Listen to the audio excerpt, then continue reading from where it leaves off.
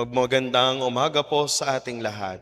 Magandang umaga din po, Father Ren. Tayo po ay nakapaloob ngayon sa ikasampung linggo, pagkaraan ng Pentecostes.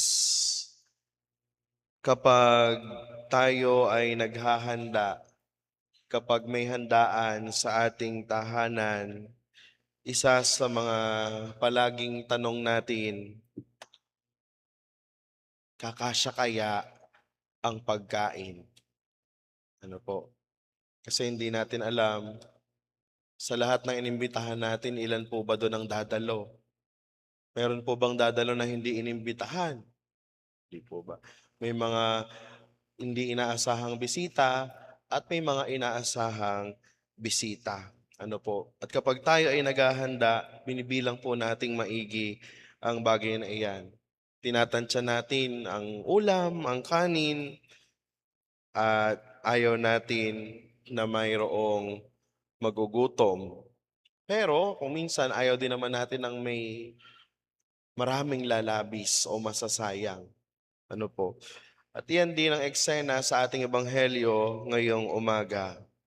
Libo-libong tao ang sumunod kay Jesus. Didilim na, paggabi na, malayo pa sila sa kanilang mga bayan.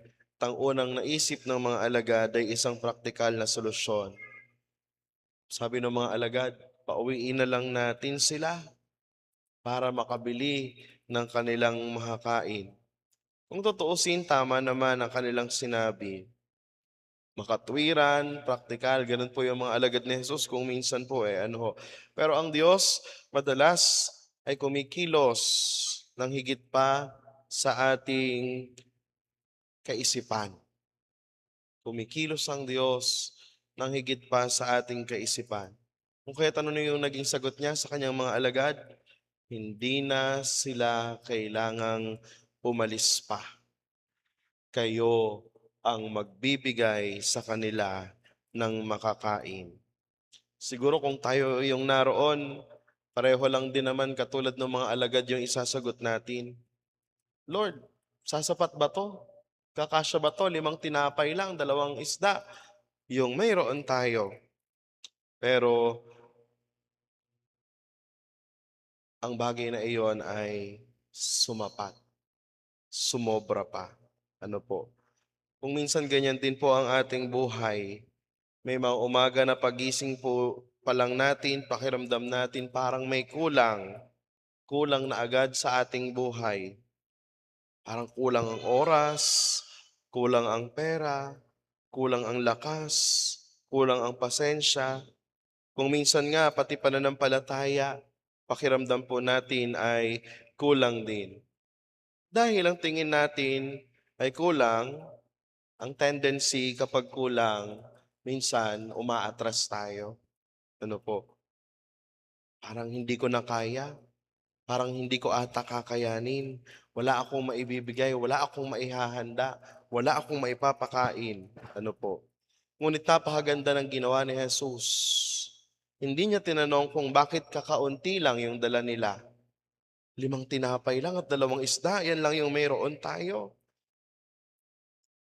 Bakit 5 tinapay lang? Ano po? Pero hindi niya tinanong yung bagay na iyon. Sa halip, kinuha niya kung ano yung mayroon sila. Napakaganda na pagnilayan po natin ang bagay na iyon, mga kapatid, sa pananampalataya. Dito pinapakita ng Diyos na siya ay hindi laging umaasa sa atin na magbibigay tayo ng marami. Ang Diyos hindi nakatingin sa kung gaano karami ang bagay na mapoprovide o maibibigay natin. Mas madalas, ang hinihingi ng Diyos kung ano yung mayroon tayo ngayon. Yan yung hinihingi ng Diyos. Kasi nga naman, hindi naman natin maibibigay kung ano yung wala tayo eh. Ano po? Kaya't ang Diyos tumitingin sa kung ano ang mayroon ka, kung ano ang mayroon tayo ngayon. Hindi niya hinihintay na maging perpekto tayo bago niya tayo gamitin. Hindi niya hinihintay na yumaman tayo bago tayo tawagin para tumulong sa iba. Hindi niya hinihintay na maging banal tayo bago niya tayo mahalin. Ang mahalaga, dala natin yung maliit na mayroon tayo sa ating buhay. And after that, on our gospel reading, hindi naman agad nagkaroon ng himala. Ano po? Ano yung ginawa ni Jesus? Una, kinuha niya yung tinapay. Kalawa, tumingala siya sa langit. Nagpasalamat siya sa Diyos. At saka, ipinamahagi yung tinapay. That was the same scene that we are experiencing when we attend the Holy Eucharist. Ang pagpira-piraso ng tinapay. Kinuha ni Jesus, pinasalamatan niya ang Diyos, hinati at ibinahagi.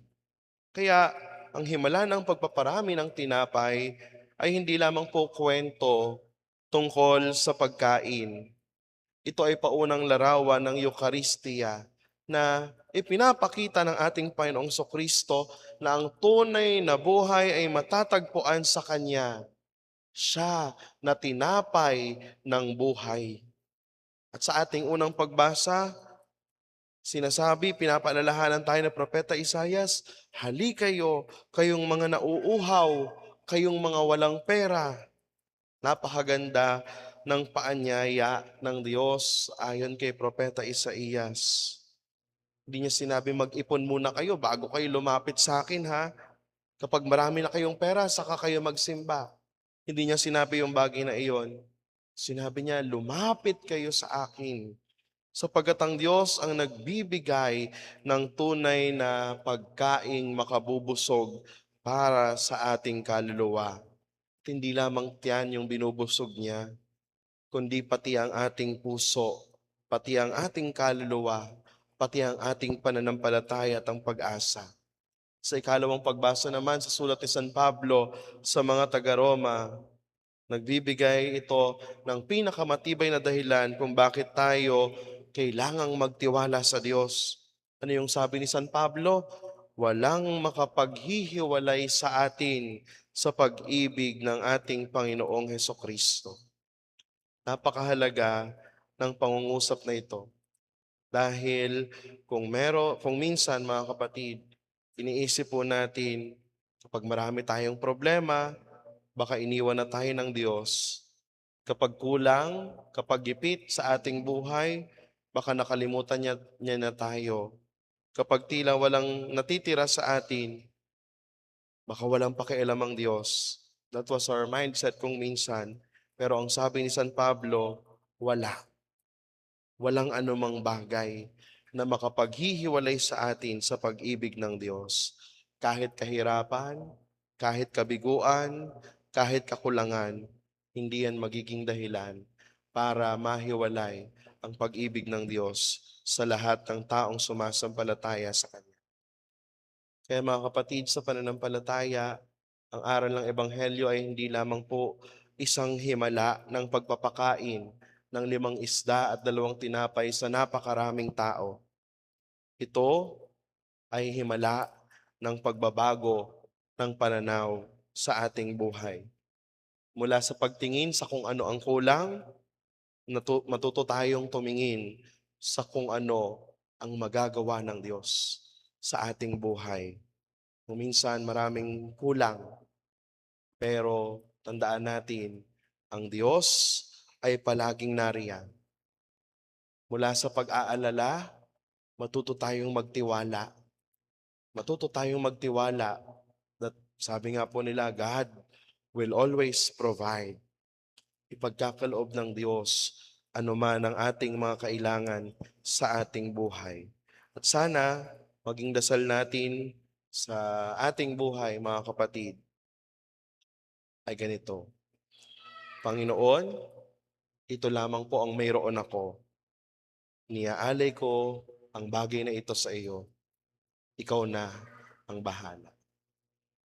Amen.